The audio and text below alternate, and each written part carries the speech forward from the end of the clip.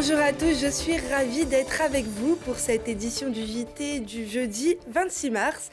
Toutes les heures à partir de 18h, retrouvez l'essentiel de l'actualité du Grand Grenoble. Voilà déjà plus d'une semaine que le confinement a commencé en France. Vous êtes peut-être confiné avec votre conjoint, votre famille ou bien seul.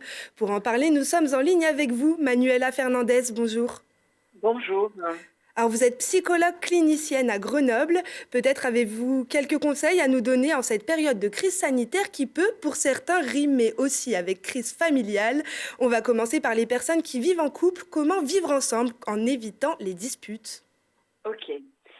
Alors, aujourd'hui, on se retrouve tous en effet plongés de force dans un scénario catastrophe de confinement. Et pourtant, c'est une situation qui nous est pas totalement inconnue via la télé-réalité. Cependant, ça ne se déroulera ni dans un loft, ni dans un château. Les plateaux de tournage, ça va être nos appartements et les acteurs, c'est nous. Mhm. Sauf que là, on ne peut pas couper les scènes de dérapage, ni mettre dehors le maillon faible. Alors, il va falloir réfléchir à comment faire avec tout ça. Je vous propose de retenir les paroles de Marc Aurèle, un empereur romain qui est très pertinent, et qui dit que la force me soit donnée de supporter ce qui ne peut pas être changé, et le courage de changer ce qui peut l'être. En effet, qu'est-ce qu'on ne peut pas changer? Eh bien, personne ne va radicalement changer son caractère parce qu'on est confiné, même si ça dure 5 semaines. Et le courage de changer, qu'est-ce qu'on peut changer? Eh bien, je pense que nous sommes tous capables de faire des efforts pour modifier nos comportements pour ces quelques semaines.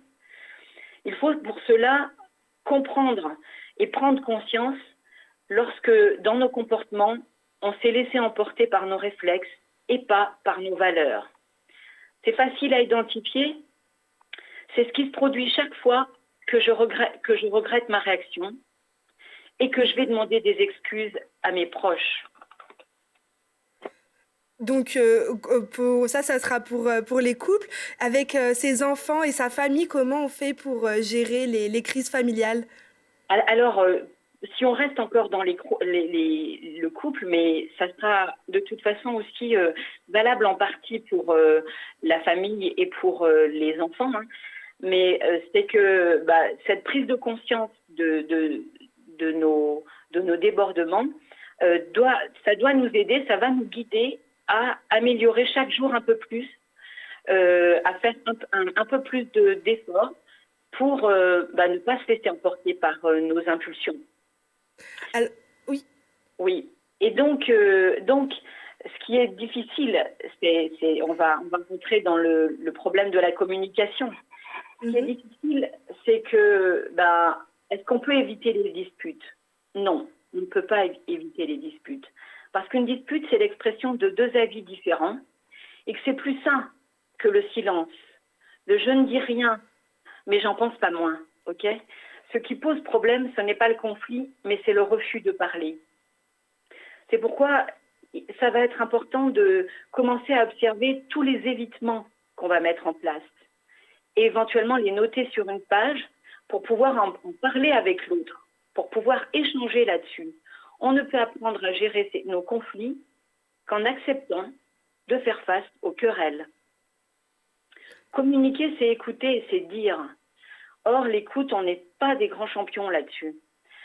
Ce que je vous propose, c'est justement, par exemple, de chercher soit une peluche, une balle, et que c'est celui qui tient la peluche qui parle, et l'autre écoute, pour entraîner l'écoute, par exemple. Mais il n'y a pas que l'écoute, il y a aussi être capable de dire, parce que parfois, on retient de dire les choses qu'on ressent, parce qu'on a peur de blesser l'autre. Et au final, on le blesse quand même si on ne dit rien. Alors ça, c'est pour les personnes donc, qui vivent à plusieurs. Certaines personnes sont enfermées seules chez elles. Comment lutter face à la solitude? Alors, concernant la solitude, il faut déjà identifier, et ça n'est pas facile, on ne peut pas le savoir à l'avance, hein. On est obligé d'identifier quelle est l'origine de cette solitude. Est-ce qu'elle est voulue ou est-ce qu'elle est subie? Si elle est voulue, il faut savoir, enfin, c'est important que les personnes seules, d'abord, on ne les laisse pas seules. Donc, c'est important que, par exemple, chacun puisse identifier, faire une liste des personnes seules qu'il connaisse, de repérer dans son quartier ou dans son immeuble quelles sont les personnes seules et d'accepter le fait que les personnes peuvent peut-être avoir choisi au départ cette solitude, mais c'est des choses qui évoluent. Mhm. Soi-même, on voit ça au départ. On a sans doute trouvé ça intéressant de se retrouver avec de soi-disant vacances, mais en fait, au fil des jours qui passent, au fil des semaines, ça pèse. Donc, il faut que les personnes qui sont à plusieurs, d'abord, s'autorisent des temps de solitude, et puis ceux qui vivent seuls acceptent aussi qu'on vienne taper à leur porte et qu'on vienne leur donner un numéro de téléphone pour créer des liens, en sachant que, bien sûr, il faut respecter ce que chacune chacune est capable de faire. L'important, c'est d'organiser son temps afin que ce confinement, quand il sera dépassé, soit un temps vécu plutôt qu'un temps subi, justement. Et pour ça, que ce soit à plusieurs ou tout seul, c'est important de se fixer des choses à faire, des choses qui ne sont pas forcément compliquées. De toute façon, déjà sur Internet, il y a des tas de propositions. Moi, je trouve que là-dessus, on est très créatif. Donc, il faut déjà regarder, aller sur certains sites qui proposent des activités, mais c'est pas la peine d'aller chercher midi à 14 heures. On peut réaménager des choses chez soi, décider de trier son linge. Enfin, il y a tout un tas de choses qui peuvent être utiles. Et puis, il peut y avoir des choses, bien entendu, très drôles, se permettre de faire des tas de choses qu'on a largement oubliées, faire des jeux collectifs. Mais voilà, tout ça, c'est déjà très, très, très présent sur Internet et c'est déjà bien là et je trouve ça magnifique d'ailleurs. Oui, alors pour les personnes seules qui auraient besoin de se confier, il est aussi possible de joindre la permanence téléphonique de l'association SOS Amitié. Cette dernière est à votre écoute 24 heures sur 24 et 7 jours sur 7 de façon anonyme, confidentielle et gratuite. Pour joindre l'antenne grenobloise, composez le 04 76 87 22 22. C'est vrai que la période que nous vivons actuellement est assez anxiogène. Est-ce que vous auriez des conseils, Manuela, pour gérer son stress pendant le confinement ? Alors oui, le stress, c'est quelque chose que, en général, quand on parle de stress, on a plutôt envie de s'en débarrasser, mais il ne faut pas oublier que, comme toute chose, rien n'est que bon ni que mauvais. Et le stress, quand il est dans une intensité accessible, il est bénéfique. Mais c'est quand son intensité devient trop forte que là, il est dangereux et très dangereux. Donc, il faut identifier dans le stress deux choses. Un, les réactions physiques. Et là, chacun peut être observateur, profiter de ce temps pour observer comment lui réagit, quels sont les signes qu'émet son corps, parce que chacun en a son profil de réaction physiologique au stress. Donc, déjà, être capable de s'auto-observer, et puis aussi d'être à l'écoute de nos réactions mentales, de toutes ces pensées toxiques qui viennent s'associer et qui viennent s'évertuer aussi, à essayer d'interpréter en général de façon plutôt négative tout ce qui se passe dans notre corps, qui en général n'est pas si négatif que ça. Mais parce que tous ces signes ont des choses à nous dire. Et donc, ça serait une bonne chose que de s'entraîner à ce travail-là. Et pour ça, il n'y a rien de mieux que la méditation. Merci beaucoup, Manuela Fernandez, d'avoir accepté de nous répondre. Merci beaucoup pour tous ces conseils. Je vous souhaite une excellente soirée.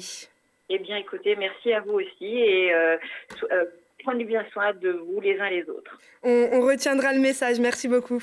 Au revoir. Au revoir. Le maire de Grenoble a formulé une dérogation pour demander la réouverture des marchés ouverts grenoblois. Cette dernière a été accordée par le préfet de l'Isère, Lionel Beffre, qui renforce tout de même les mesures de prévention avec des formats réduits à 5 étals maximum par marché, une affluence de 50 clients maximum, 5 mètres de distance entre chaque étal et une personne habilitée devra s'assurer du respect des règles sanitaires. L'objectif est de maintenir une alimentation de proximité et soutenir les filières locales. 2 étudiants de Sciences Po Grenoble portent plainte contre le Premier ministre Édouard Philippe et Olivier Véran, le ministre de la Santé. Stefano Di Panfilo et Lucas Vincent leur reprochent d'avoir maintenu le premier tour des élections municipales. Stefano Di Panfilo est candidat aux élections municipales de Montgenèvre et était assesseur lors du premier tour. Ils estiment que le maintien des votes le 15 mars dernier, malgré la pandémie, est une mise en danger de leur vie et de celle d'autrui. Hier vers 13h dans le sud de Grenoble, vous l'avez peut-être ressenti, ce micro-séisme de magnitude 2,1. Son épicentre était localisé à 30 km d'ici, à Notre-Dame-de-Vaux. D'après le réseau national de surveillance sismique, ce léger tremblement de terre a été ressenti dans le sud de Grenoble, à Échirolles, Hébin, Claye et jusque Lens, en Vercors et Lamure. On a beaucoup parlé des personnes confinées, mais d'autres sont sur le front de cette guerre sanitaire. Le personnel soignant, les agents d'entretien, les policiers et policières, les caissiers et caissières, mais aussi certaines associations comme la Protection civile de l'Isère qui mène également le combat grâce à différentes actions. Pendant la crise sanitaire du Covid, notre association est de garde SAMU, c'est-à-dire qu'on a forcément une ambulance disponible qui est là pour venir en carence des ambulances privées. Et on intervient à domicile chez les patients qui sont soit victimes du Covid, soit victimes d'accidents habituels, des accidents cardiaques, des malaises ou ce genre de choses. Là, en ce moment, on intervient environ 2 à 3 fois par jour et parfois un peu plus en soirée. Donc voilà, c'est une fréquence assez importante pour une association quand même. À côté, déjà, on a forcément quelqu'un de chez nous qui est à la régulation au centre 15 du SAMU pour désengorger un petit peu le centre d'appel. Et en plus de ça, on a monté une réserve opérationnelle, c'est-à-dire que, en fait, suite à la demande de plusieurs personnes qui sont venues spontanément nous demander si on avait besoin d'un coup de main, on a décidé de monter une réserve de ces personnes pour les recenser et pour pouvoir les déclencher pour qu'ils soient utiles sur le terrain, pas forcément dans des missions de secours, mais ça peut être justement de la distribution de repas, du montage et démontage de matériel ou plein d'autres activités comme ça en dehors du secourisme. Pour devenir bénévole auprès de la Protection civile de l'Isère, il suffit de remplir un formulaire qui se trouve sur leur page Facebook. Ils n'ont pas de cap et pourtant ils les nomment les héroïnes et héros du quotidien, les premiers de corvée. Le maire de Grenoble, Éric Piolle, souhaite plus de reconnaissance pour celles et ceux qui travaillent encore pendant la crise du Covid-19. Il sollicite l'État avec d'autres élus de France urbaine pour que ceux qui continuent de faire tourner le pays puissent, comme les soignants, bénéficier de la garde d'enfants dans les écoles. Annulation de l'opération 100 000 tulipes pour les enfants atteints de la maladie du cancer, mais maintien de la solidarité. Compte tenu du contexte actuel, le Lion Club de Grenoble, Porte de France, a mis en place une cagnotte en ligne. Depuis près de 20 ans, l'opération 100 000 tulipes donne chaque année plus de 20 000 € pour les enfants malades. Pour l'instant, le montant de la cagnotte s'élève à pas bien plus de 1 000 €, mais il reste 49 jours pour participer. Garder la forme, c'est important pour le moral et pour la santé. Et ce n'est pas parce que nous sommes confinés que nous devons arrêter toute activité physique et ne plus prêter attention à notre alimentation. Voici quelques conseils de Nathalie Beida, nutritionniste à Grenoble. De pouvoir, dans cette période de confinement, garder un rythme pour les repas et de laisser 3 à 4 repas par jour pour qu'on puisse avoir des horaires régulières. Et je dirais que c'est un petit peu la même chose avec le sommeil. C'est important aussi de pouvoir renforcer son système immunitaire et de consommer davantage d'oméga 3 et de vitamine C. Alors les oméga 3, vous les trouvez essentiellement dans les poissons gras, le maquereau, le saumon, et les œufs, l'huile de colza, les fruits à coque et les graines de lin. Et puis les vitamines C, essentiellement dans les agrumes, les mangues, les fruits rouges que vous pouvez toujours trouver dans les rayons frais. Sur les consommations de produits laitiers et légumes, n'hésitez pas à bien consommer ces produits pour pouvoir renforcer vos microbiotes qui vont permettre une meilleure réabsorption intestinale. Et puis, consommer davantage de magnésium, surtout dans les produits complets, comme les céréales, les pâtes, le riz, le pain, puisque le magnésium a tendance à diminuer dans les périodes de stress. Pensez à bien vous hydrater et n'hésitez pas à acheter des boîtes de conserve, des produits congelés qui continue à garder les propriétés nutritionnelles. Et donc, c'est pas forcément obligatoire d'aller et de trouver des produits frais dans ces périodes-là. Vous allez tout à fait pouvoir avoir un équilibre nécessaire avec des produits surgelés ou en conserve. Malgré une petite activité sportive, les besoins quand même sont plus bas et il est nécessaire de peut-être avoir un repère de 3/4 d'une assiette normale en temps habituel. Vous diminuez un petit peu vos rations. Voilà. Et puis si vraiment c'est important de continuer à manger un petit peu de sucre, faites-le plutôt en fin de repas. Ça va baisser un peu l'index glycémique de vos glucides. Et puis, préférez le sucre de coco, les sucres non raffinés et la stevia pour pouvoir agrémenter vos produits laitiers, voire vos cafés ou vos thés. Et certains nutritionnistes, dont Nathalie Beïda, continuent d'exercer malgré le confinement grâce à la télécommunication. À 18h45 et 20h45, ne ratez pas la nouvelle édition de l'émission Voyons voir consacrée aux classes de neige. C'est en 1950 qu'à l'initiative d'une institutrice parisienne s'est déroulée la première expérience de ce qui deviendra plus tard les classes transplantées. Près de 70 ans après, l'aventure continue avec chaque année environ 700 000 élèves de primaire qui effectuent un séjour hors les murs pris sur les temps scolaires. L'équipe de Voyons voir s'est greffée au départ de la classe de CE1, CE2 de Romain et Benjamin à l'école de Marlens pour une semaine à Saint-Jean-d'Eau en Haute-Savoie. C'est la fin de ce journal. Merci à tous de nous avoir suivis. Rendez-vous demain à la même heure pour une nouvelle édition du JT. Heureusement, en ces temps, certains sont là pour nous et c'est le cas pour nous distraire. Et c'est le cas du comédien isérois Michael Bièche. On se quitte avec l'extrait d'une de ses vidéos que vous pouvez retrouver sur son compte YouTube. Excellente soirée à tous. Mon capitaine, venez faire la clap avec moi. Attendez, vous plaisantez, il est midi. Non mais c'est à 20h qu'on fait le clap de remerciement, là. 20h, ça m'arrange pas. À cette heure-là, je regarde le beau Baba Hanouna. Mais vous regardez plus TF1 à midi. Non, ils ont mis le beau Pernod en télétravail. C'est pour lui que je fais le clap, c'est un clap de soutien.